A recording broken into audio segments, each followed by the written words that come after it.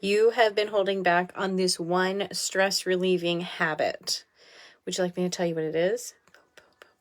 Crying. That's why my eyes are like puffy right now, and my makeup, like my eyeliner that's supposed to be up here, is down here. And like there's more eyeliner on this side than this side. Crying. I have held back on this one. I really, really have. I have suppressed crying for years, most of my life. I don't exactly know why. I've not really asked myself why. But I've always been one to like hold back my throw up and hold back my tears. Sorry if that's TMI, but that's just me. And I realized this week that I learned that there are like really like scientifically backed reasons to allow yourself to cry. That there is, if you feel like crying and you don't cry, nothing is released. But if you feel like crying and you allow yourself to cry, then stress relieving hormones and, those feel good hormones flood your body after you cry. But that's not going to happen until after you cry. So if you're just upset and you don't cry, then you don't get any payoff. But if you allow yourself to cry, then you have payoff. This applies for men and women. In our culture, I feel like it is unacceptable for a man to cry, and it's not manly.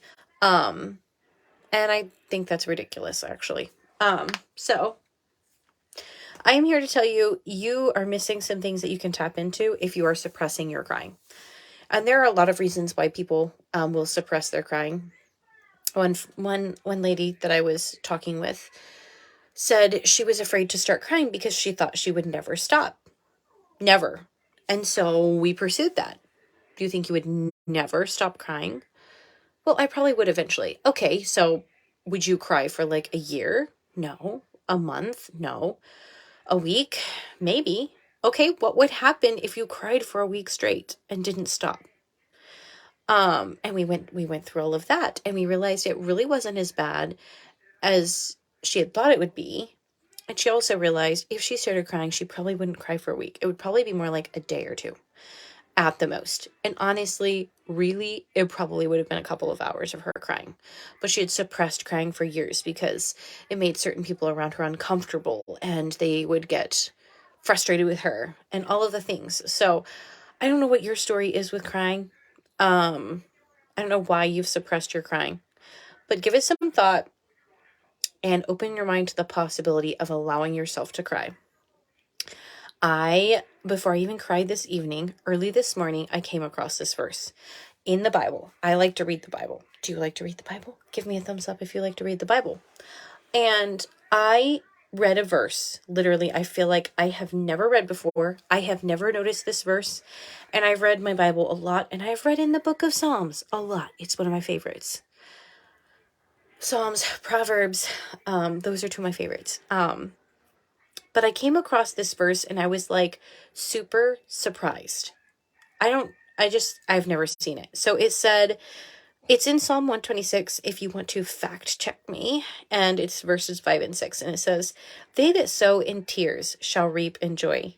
He that goeth forth and weepeth, bearing precious seed, shall doubtless come again with rejoicing, bringing his sheaves with him. Wow, that's just saying, like, if you go forth and you're weeping, you're crying, but you're bearing precious seed, then you will reap a harvest. Like, you're going to harvest something, and you will harvest joy and joy. Not just you will harvest joy, but you will harvest in joy. So I've been sowing into a lot of different things in my life, a lot of different things. And I just feel like I've been sowing and sowing and sowing. And I got discouraged. I felt really stressed. I was feeling really anxious and overwhelmed, and like I just could do nothing more.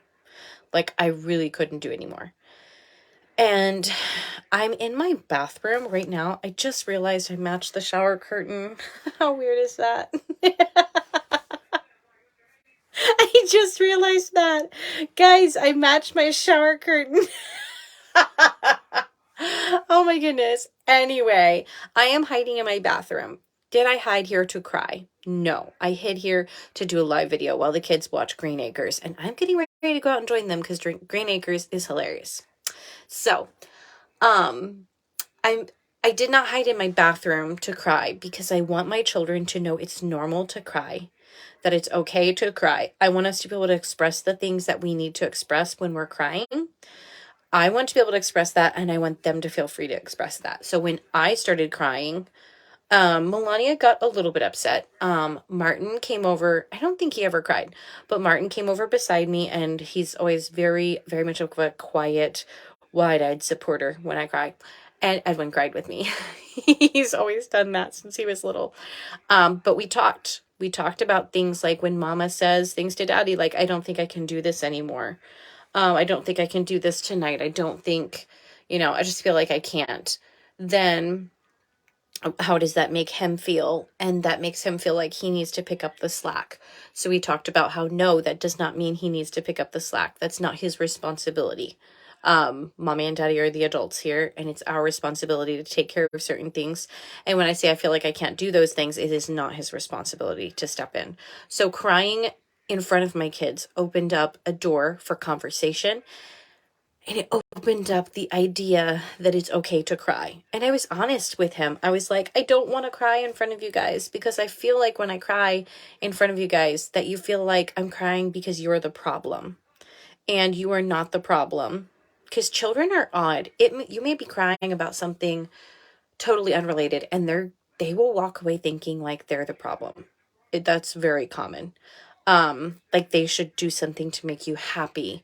Trey has been telling them, you guys be good for Mama. And today I told him, please don't say that to our children. I don't want them to be good for Mama. I want them to be good for themselves. Because I want their goodness to last their whole life, not just when they're around Mama. And I don't want them to feel like they need to please Mama.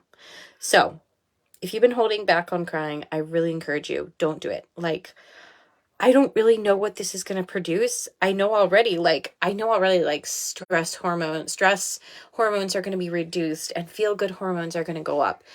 And I already feel like I really have way more of a grip on things than I had before I cried. But God says, they that sow in tears shall reap in joy, and he that goeth forth and weepeth, bearing precious seed, shall doubtless come again with rejoicing, bringing his sheaves with him. So I cried tonight, and I cried in the middle of sowing seed, and that means I'm going to reap in joy, and that means that I'm going to come again, guys. I'm going to come again to you on a live video, rejoicing, and I'm going to come and say, look at my reward. Look at these sheaves I have with me. Sheaves are like wheat sheaves. I know this is like King James Version, y'all. You're probably like, what are sheaves?